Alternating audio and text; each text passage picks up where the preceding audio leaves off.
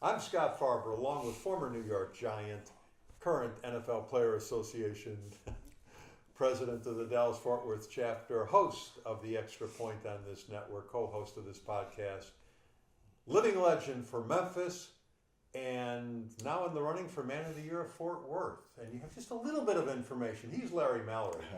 Hey, Larry. How you doing? Give us the information you know so far in that honor you're up for now. I have been very, very fortunate to be considered for Man of the Year for Fort Worth, and it's done by the Leukemia and Lymphoma Society, LLS. And what we do is we try to raise money primarily for blood cancer for kids. Right. So it was a tremendous honor. I had the opportunity of responding to some of the executives that, they'd send me emails saying thank you for the acceptance.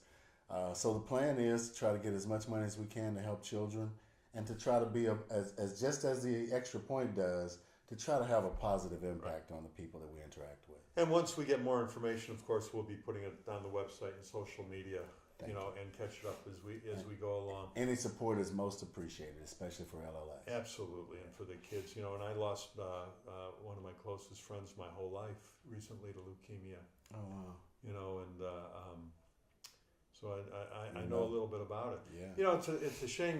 We have some somber news to talk about first before we even get started, because there's a lot of fun football stuff to talk about. But the NFL lost a great one in a tragic car accident over the past weekend. The NFL, his friends, his family, the people who've been impacted. Isaiah Robertson, Right.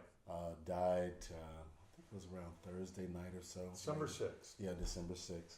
He died in a car accident. He had just finished some of the charity work that he's always done. He just finished speaking at Grand Prairie High School at a football event, and he ended up taking maybe he was driving a bit fast. We don't know, but at the end of the day, he was T-boned by a car behind him and knocked him into the other lane, and he was hit again. So it's been, Isaiah was such a mentor for us. He was the president of our chapter. He took this Dallas-Fort Worth chapter to a completely different level than it had ever been. He served on our national committee. And for me personally, I was his vice president for 2 terms. But when I was in college, HBCU guys that got to the pros at historical black college and university guys, they would always come back to their universities during the off season, and they would practice with us, and they would give us an idea of what it's like to be in the pros and to be, a professional athlete. So, and Isaiah was one of those guys. He not only went back to his alma mater, which was Southern University, a #1 draft choice out of Southern University in Baton Rouge. Right. And so, we're planning the funeral. The family is planning for the funeral to be this Friday. It'll be in Fort Worth at the Calvary Cathedral Church. And I think the viewing is like 10 to 12, and 10 to 11 or 12 or so, and the funeral is around 1 o'clock. Now, he'll be sorely missed. Oh, absolutely. Now, are they going to check him for CTE? They are. We're having some challenges now. We'd like to be in contact with his family. We've not had a chance to talk personally with the family, but there is a quest by the medical part of the NFL to try to get his brain. He was a part of the concussion test. He was 69 years old, so he'd been around for a little while. And yes, we would like to try to reach the family so that he could donate or contribute to the CTE situation. I'm so sorry to hear this news. Yeah. Well, our prayers and condolences are out to his family. Absolutely. And we anything that we can do to help them. And if they see this, please reach out for us. We're there for you. Okay. Yeah. Well, let's talk about some better news. Yes. Kind of want to talk today with you about the playoff situation as it stands after 13 weeks of or 13 games have been played by everybody. And let's start with the AFC. We've got Kansas City and New England and Houston in the top 3 spots. Then we have Pittsburgh, the LA Chargers, and the Ravens, 4 through 6. In the hunt, surprisingly, is Indianapolis, at 7-6. Miami at 7-6. Tennessee 7-6. Denver at 6-9. And still in the hunt for the playoffs is Cleveland at 5-7-1. Yeah. Now you're laughing, but when was the last time Cleveland won 5 games in a year? Well, it's been a long time, and it's really not a surprise that you would talk about Cleveland because I think you kind of like their quarterback. Oh man, Did you see that? He did a good job over this weekend. He threw a 51-yard pass, right on the money. I thought that was exceptional. Yeah. He did good. And then a side note too, Kyler Murray won the Heisman Trophy. That's back-to-back for Oklahoma quarterbacks. I mean, let me tell you, all I could think about this weekend was how happy you were. Oh yeah, incredible. But Scott, I don't know if we'll ever see Kyler Murray on a football field. Well, see, that's my next question. Is it clear and cut that he's just going to go play for Oakland or the minor leagues now, or is the NFL going to be knocking on the door trying to convince him? I would think that the NFL would be trying to convince him. I watched some clips of Kyler Murray, and I hadn't seen. This is the first clips I've seen of him of the year. I thought he was the running back. Right. Okay. Right. His pace of his leg motion and his pace was so quick. He was just. Yeah. He was. I mean, he was a very elusive quarterback. Yeah. So then I said to myself, okay, if he can run like that, let me see how he throws. Yeah. Ladies and gentlemen, he can throw. He can throw. So I think that the NFL is probably going to come at him. But his height, he's really tiny. That's the key. Yeah. That's the key. You know. And when I talked to some of your former OU guys, and they told me stories about Kyler Murray, like they saw him playing baseball. He would hit a regular ground baller to third base and beat it out. And not only beat it out, he's turned the corner, headed to second before the guy could get it. Oh. That's how fast he is, and I could see that pace. Yeah. So I would think that his parents, based on all of the stuff talking about CTE, concussions, and I think there might be an economic stimulus. Isn't there $4 million already? Well, he's already been paid $4.8 million. That's right. The NFL would have to come up with an enormous amount. We've talked about it. Longevity. Leans towards baseball. Yeah. Bigger money leans towards baseball. Not that $50 million, in the NFL say compared to $75 million in baseball. It's not like either one would make a difference. No. At some point you get to the point where you can't spend any more money anyway. But there is a physical advantage to baseball, though. Well, sure.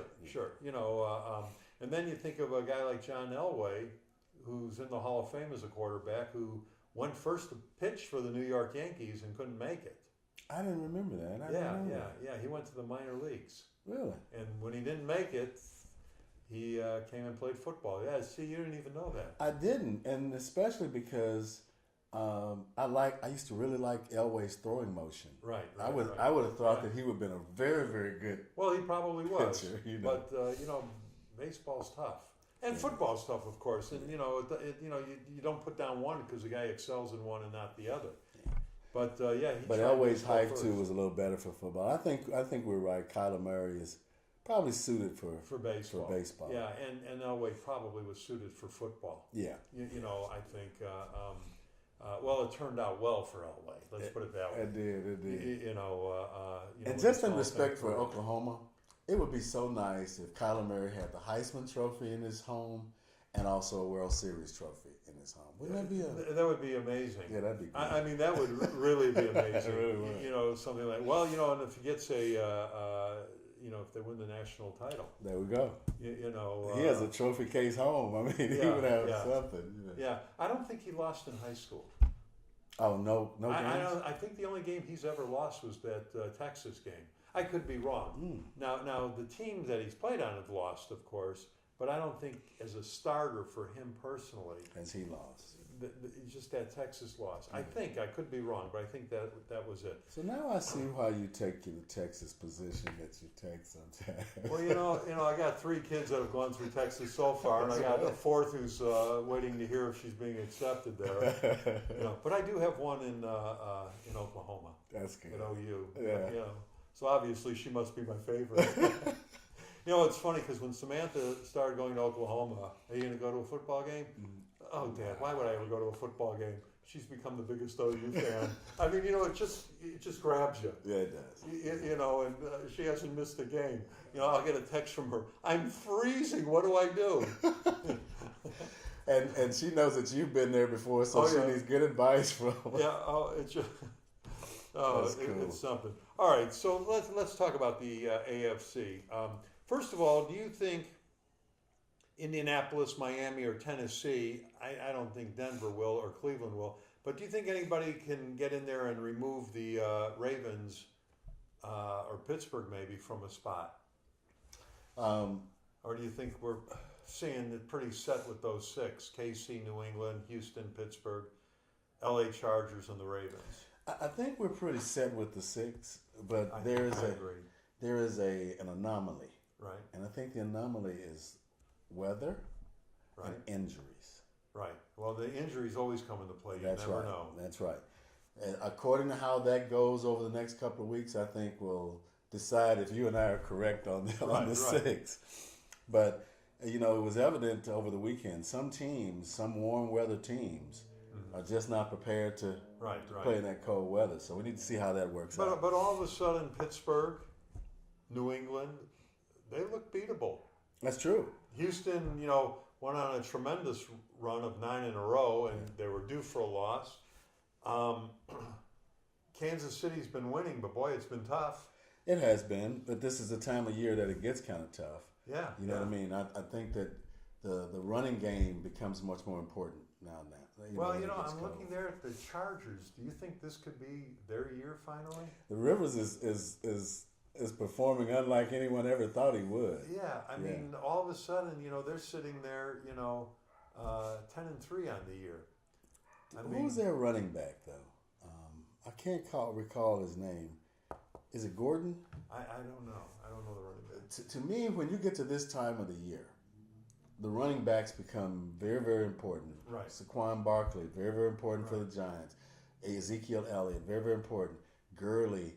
It seems like the running backs are somewhat regenerating teams. But what we do know is that when it gets to the winter, if you don't have a running game, you won't be passing as much as you Right, did in right, the warm right. weather. So you Well, need a good back. You know, yesterday I heard the commentary going along the lines of, you know, they're shocked at how there's good defenses in the NFL again now.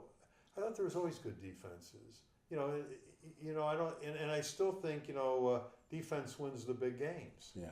You know, I don't know if when that's ever changed. I know there's a lot of scoring in the NFL now, but that doesn't mean the defense is lax. Well, that's a good point, though, Scott. And I think that what we're seeing, even in this past week, there were some, 9-6 games, 12-9. Right. When it gets to the winter Yeah. time, those numbers come down. Yeah. Yeah. But when it's warm, you're right. It's a scoring match. These 51-47 games. Right.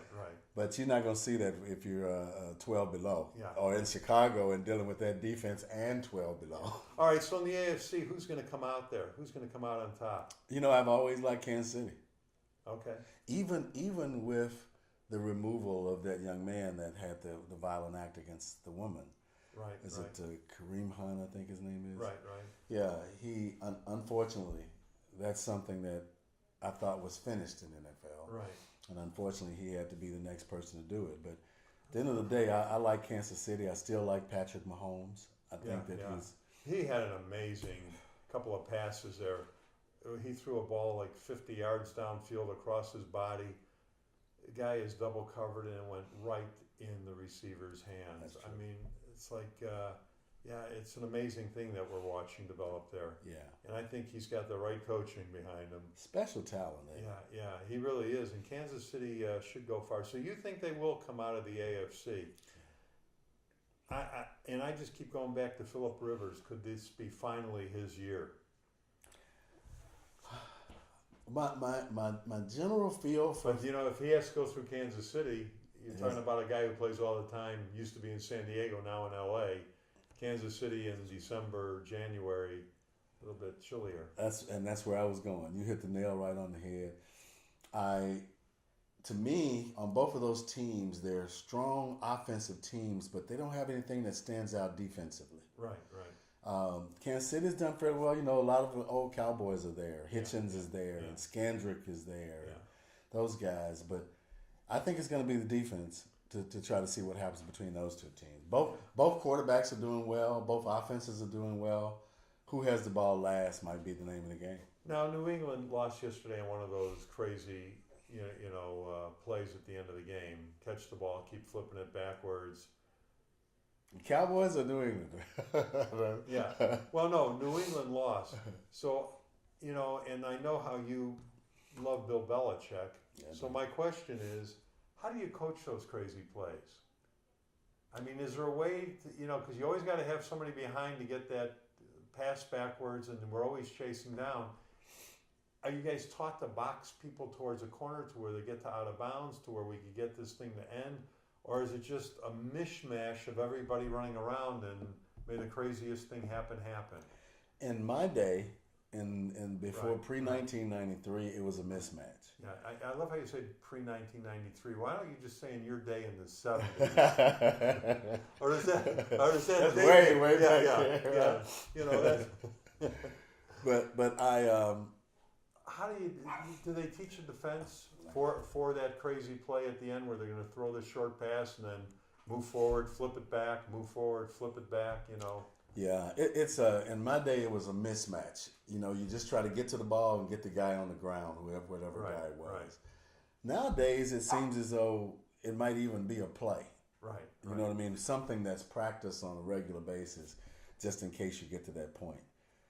But my overall perspective of New England going to Miami is that this is the only city that gets under Bill Belichick's crawl. Dolphins beat them last year, I think, too.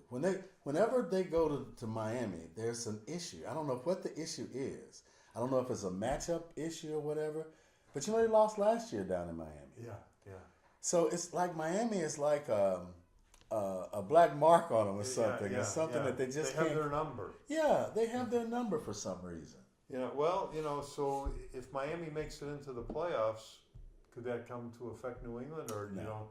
you don't think in the playoffs Miami would mess with get into New England's mind then? I think in the playoffs, Bill Belichick will come up with a strategy. So that's going to be interesting, though. So what happens if you're thinking Kansas City's going to come out on top in the AFC? Mm-hmm. What does that do to New England? Does that start the rumors that that Brady's too old, that they can't do it anymore? Brady and Belichick don't get along, which I think is silly, but. So what happens to New England if they don't come out on top in the AFC? I think it's difficult for people to say that Belichick is getting that Brady is getting too old, because I think they started off 0-3 or something crazy, and now they're right back in the top. Right. Historically, they finish in the top of their division, and they at least give themselves the opportunity to compete for the chance for to post. compete. Yeah. So. They might appear to be, he might appear to be old or whatever, Right. but he's not too old because his wife makes more than he makes. Yeah. you love bringing that up. I do. Well, I always tell my wife we need to find a rich wife. That's right. And she's looking, but no takers yet. So yeah, I guess that window of opportunity closes, man. It does. All right, let's go to the NFC. The NFC, I think, is I don't think it's anywhere near clear cut and dry. There's a lot of people that are going. The Cowboys are peaking at the right time. They clearly won a game against Philadelphia yesterday on defense. I know Dak had a few nice touchdown passes, but he also had a few not very good plays. He did, but the only thing I slightly push back on that with is Amari Cooper probably was the salvation for yesterday. I don't think any other receiver caught more than 1 or 2 passes. Right. Yeah, Cooper had a great day. So in the playoffs, when you're playing better teams, better defenses, will the Cowboys be able to go anywhere? I think the Cowboys, and you're a Cowboy fan. I know you are, but go ahead. Well, I know that we're equal opportunity employers, so I wanted to represent the bottom of the NFC today. Because I knew we'd talk about the top of the NFC. Yeah. I knew we'd talk about the top of the Bears. We're going to get to your Giants in a minute. Well, really, the Cowboys are the talk of the NFC East at this point. Yeah. at this point, I think that, and I know you're going to question this, but I think that the defense has gotten them to a point where the offense is getting more confident. I really think that what I saw happen with Amari Cooper yesterday, Right. It removed Des Bryant from everyone's mind. Right. Okay. Right.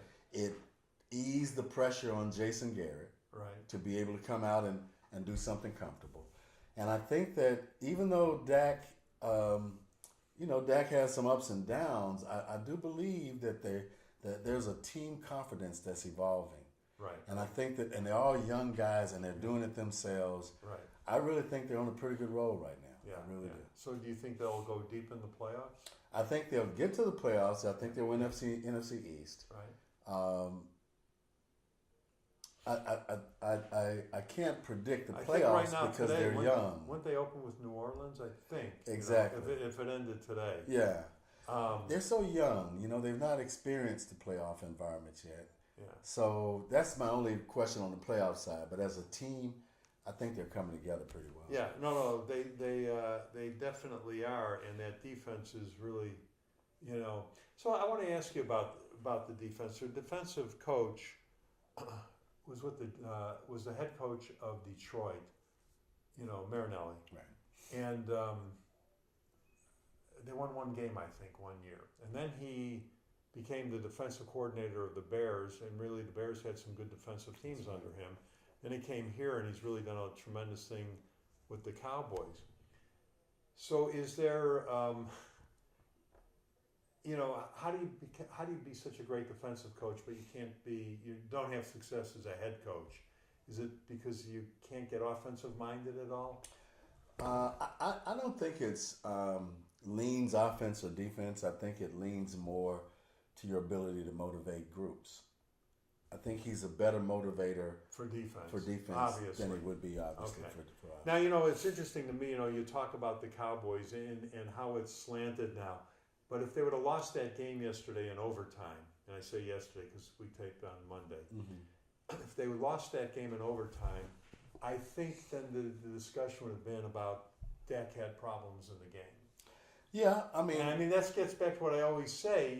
If you win, the whole discussion is very different than if you lose. That's true. Even though it's the same thing, and this was like if Philadelphia won the opening coin, toss for the overtime and took it in and scored, our discussion would be completely different, wouldn't it? It would be, and normally the blame for either the win or the loss goes to that person that makes the most money or touches the ball the most, which ends up being the quarterback.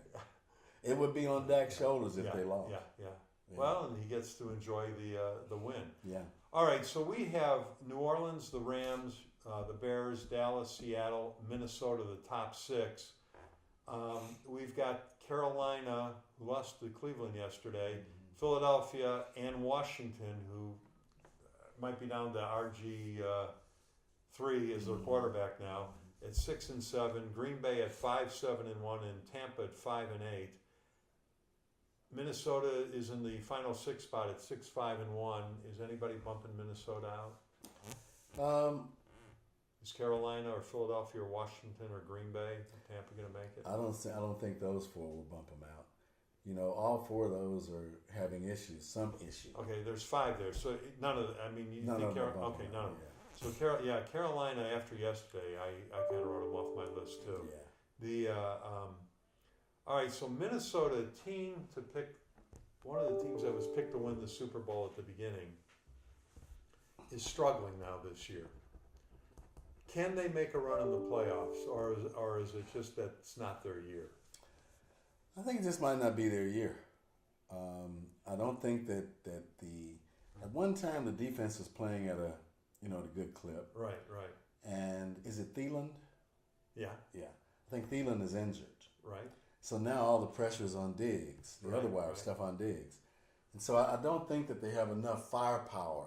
I think they needed that balanced approach to get things going. So I think they might be having a tough time going forward. Okay, but you think they'll make it in? Yeah, I think they'll make it. Seattle 7-5. Where do you see them going in the playoffs? I'm a Russell Wilson fan. I sort of like him. I think he's a good leader.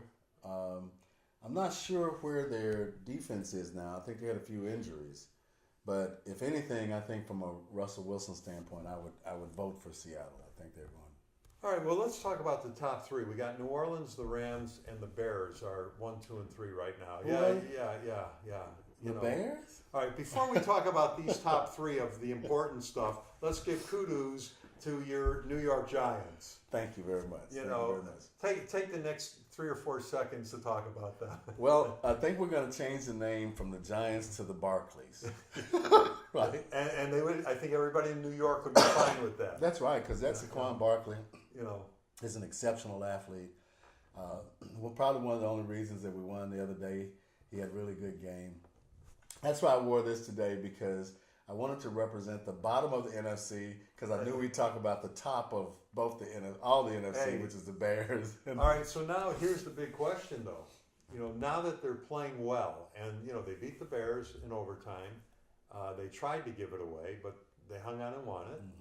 And then yesterday they enjoyed a win that they haven't seen in a while, and deservedly so. So now the question, Larry, for next year, what do you do at quarterback position? Now you have an established star in the running back, and the team is looking pretty good overall now, suddenly. What do you do at the quarterback spot? Or is all of a sudden Eli okay for everybody? I don't think Eli's okay for everybody. I think the entire league is moving toward the Kyler Murray types, Patrick Mahomes types, the Jared Goff types. Right. Those are the types that one more. One more, Mitch Trubisky types. Okay, thank you. And so, I think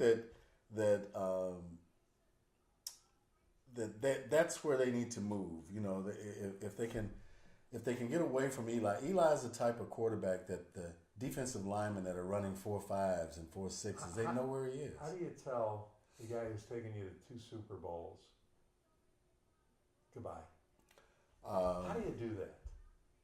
I know business is business, but really, how does a team do that? Well, the first thing if I had to give them any recommendations, the first thing to do is to pull in someone to replace him, to get a good backup, and let them get the same knowledge that he's received. So you're saying he's got another year?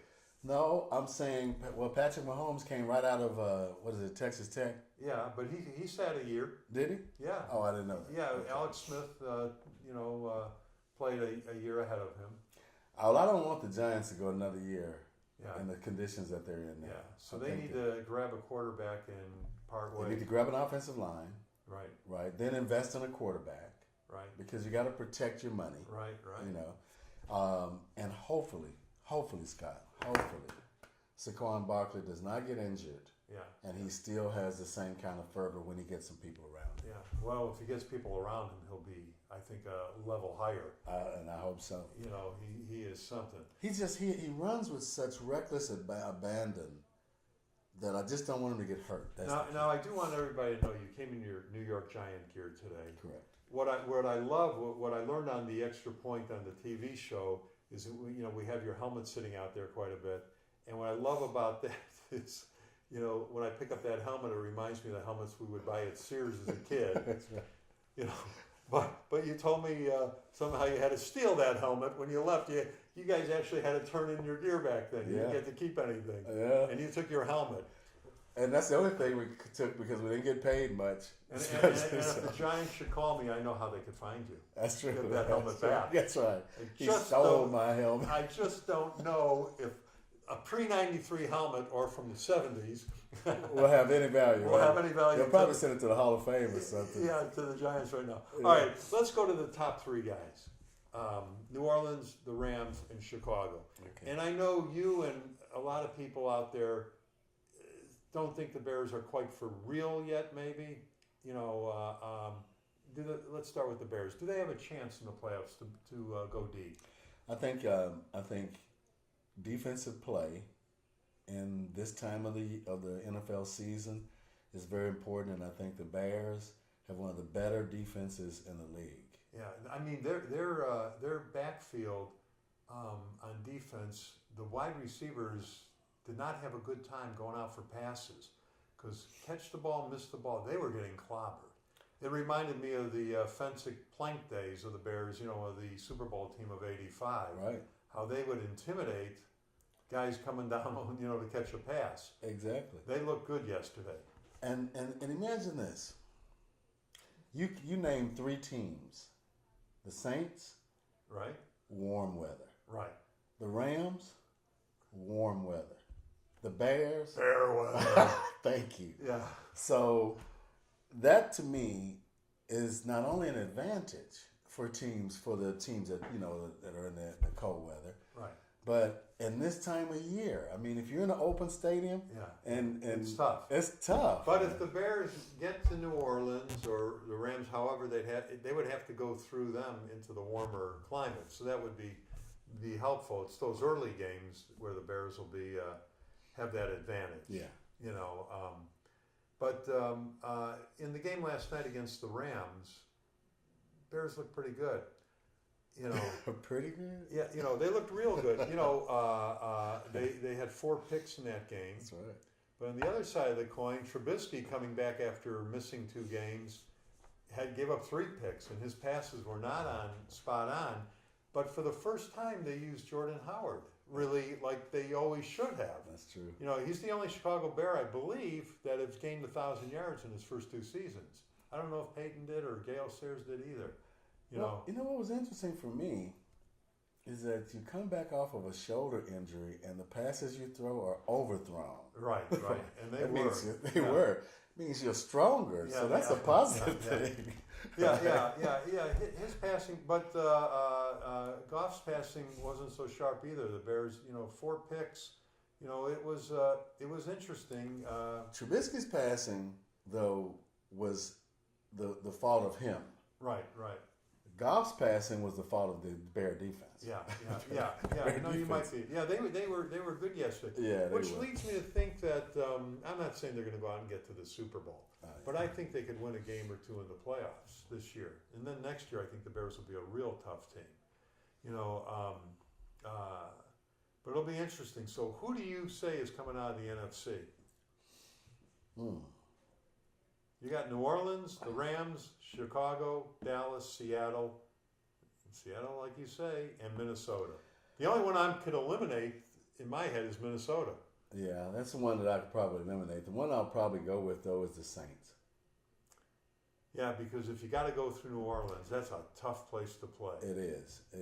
And it's inside, so their offensive pattern can maintain. Oh, yeah. It's 70 degrees. Exactly. It'll be perfect. And they don't have a lot of injuries, I don't think. And now that I'm thinking about it, I'm not.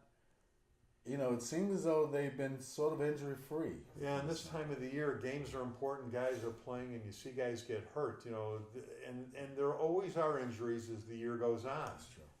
Your body slows down a little bit. So you're thinking we got Kansas City and New Orleans. That's what I'm thinking. I don't know who I'm thinking Kansas City and the Bears. I'm sure you would think that. Yeah. And I'll go along with you on that one because I think that there's a chance. There's a good chance on it. But I think New Orleans and Kansas City is a good pick. I just don't see anybody getting Kansas City in the playoffs. But in the NFC, I can't even rule out Seattle at 7-5. Didn't the Giants at barely 500 or 500 win a couple of Super Bowls against invincible New England? Yeah. So I guess the playoffs, anything happens. That's true. It's a toss up, and I think that's what makes the league. At one time the Patriots were just dominating everything, and now at least it's kind of melted out, and you have some other people that's competing. So I think that's a good thing for the league in general. Yeah. Okay. All right, man. Well, that's all I have for you today. Well, I got one for you. Lay it on me. What do you think about Kevin McCarthy coaching the Cleveland Browns?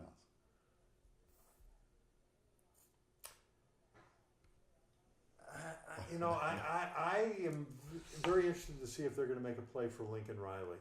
Oh, okay. Out of OU. Yeah. I mean,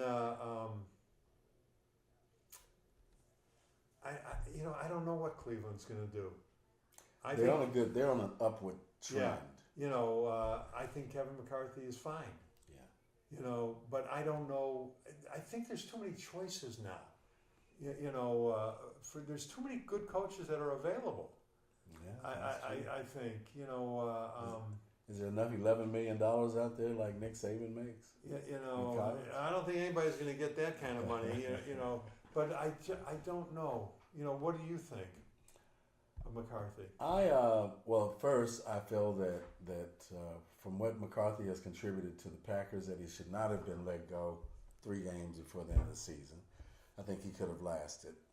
I think Green Bay won, so it makes. Did Green Bay win? Yeah, so it makes it immediately he's gone. Exactly. 12 years have gone by. I mean, 125 and 77, not counting the playoffs where he had a winning record. And it made Aaron Rodgers look like a hero. But I think I think he would be fine for Cleveland. But I'm also thinking that people think that your time has passed. And see, I look at John Fox when he coached the Bears. I was thrilled that the Bears had him. Took 2 terrible teams and got them both to the Super Bowl. Took a terrible Bear team and they remained terrible. And then this Nagy comes in and changed everything, and look at the Bears.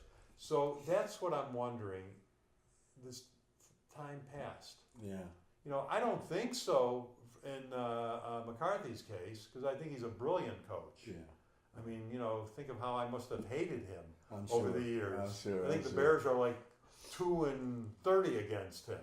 Yeah. But I just don't know. I think it'd be a great fit, but I don't know if people think your time's passed. And Lincoln Riley, I'm really kidding about it. I don't think Lincoln Riley's leaving Oklahoma. Oh, yeah. Even though Baker's up in Cleveland. I think it's very similar to your comparison to Marinelli, in that there are certain personalities that can get the offense and the defense on the same page. Right. Separate pages, but on the same team page. Right. There's other personalities that are great at getting one unit together. And I think that's where McCarthy's advantage is. He understands both sides of the ball. Right. The offense and defense. Oh, he's a brilliant coach. He is. But he picks people or allows people to run their organizations as long as those organizations, the defense and the offense, are aligned to his overall strategy of winning. Right. So that's why I think that he might be a good fit for Cleveland. But does he want a year off? We don't need the money. So. No. I mean, did he have any contract left?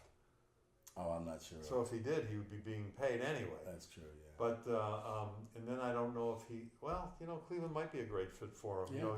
If he could brave a Green Bay winner, he could certainly manage a Cleveland winner. Exactly. It's and he has a young quarterback. The way I like it is because I think that one of the best things that happens to Patrick Mahomes is Andy Reid. Right.